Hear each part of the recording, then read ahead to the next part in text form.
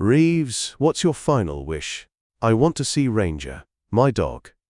With only a few hours left before his execution, his final request wasn't for food or a call, it was to see his dog one last time. What happened next would silence the entire prison, freeze the guards in their tracks, and uncover a truth buried for years.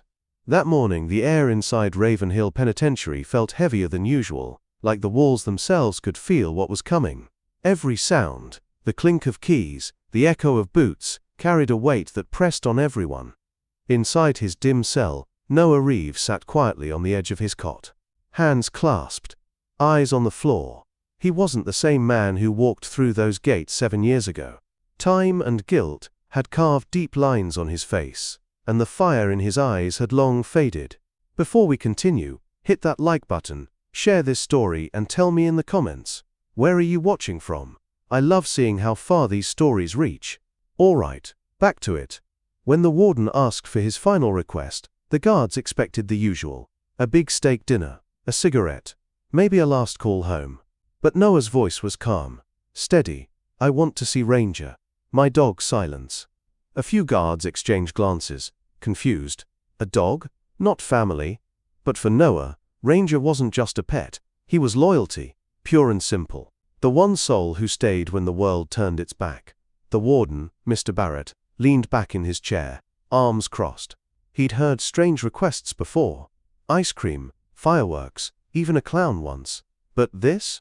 Bringing a dog into a maximum security prison on execution day. Never been done.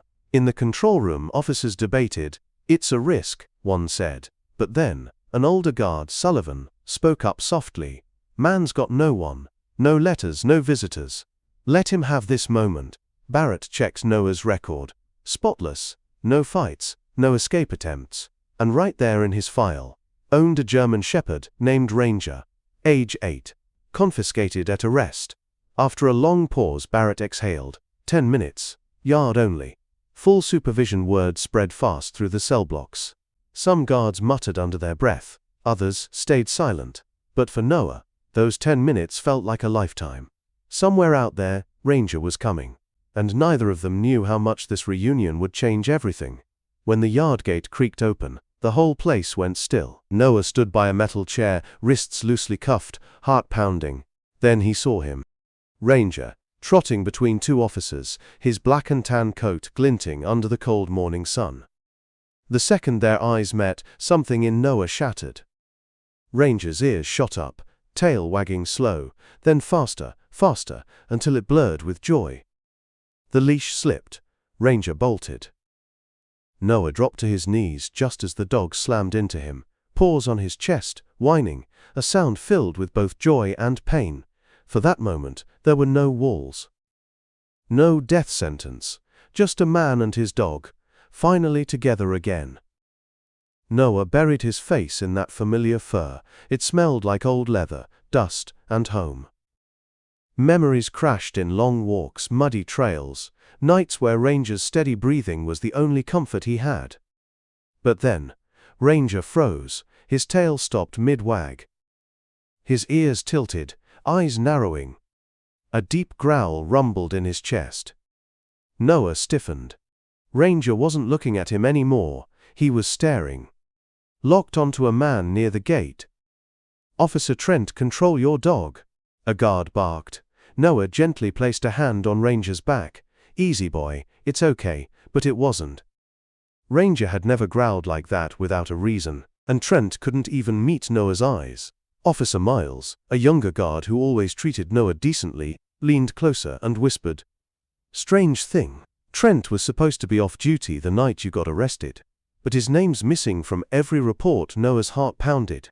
If Ranger recognized him, what did that mean? Minutes later, the warden called Trent into a small room. Noah sat quietly, Ranger by his side. Alert. Barrett's tone was sharp. "Officer Trent, why didn't you mention being at the scene the night of the murder?" Trent's jaw clenched. "I wasn't there. I was just nearby," Ranger barked. Loud, sudden, cutting through the silence like thunder. Barrett's eyes narrowed. "That's interesting," he said. "Because a new witness saw someone matching your description, leaving Noah's house, before the police arrived." Trent froze. The room went silent. Barrett spoke again. Lower this time. The execution is delayed. Effective immediately. Noah inhaled deeply, like he was breathing real air for the first time in years. Not freedom, not yet, but hope. Weeks passed. New evidence surfaced. Fingerprints retested. They didn't match Noah, they matched Trent. Everything unraveled fast. Trent had been there. He'd planted the evidence. He was the killer. And the man who'd been waiting to die was innocent. When the gates of Raven Hill finally opened, the sunlight felt warmer than he remembered. And waiting there, tail wagging, eyes shining, was Ranger. Noah dropped to his knees, forehead pressed against his dog's. "We made it, buddy, we made it." This time there were no guards, no cuffs, no cold steel. Just open sky, and the sound of 2 sets of footsteps, walking free at last. Because sometimes, truth doesn't come from a courtroom. It comes from loyalty. From love that never forgets. If this story touched your heart, give it a like, drop a comment, and subscribe for more stories like this. Because sometimes, the heart remembers what the world tries to forget.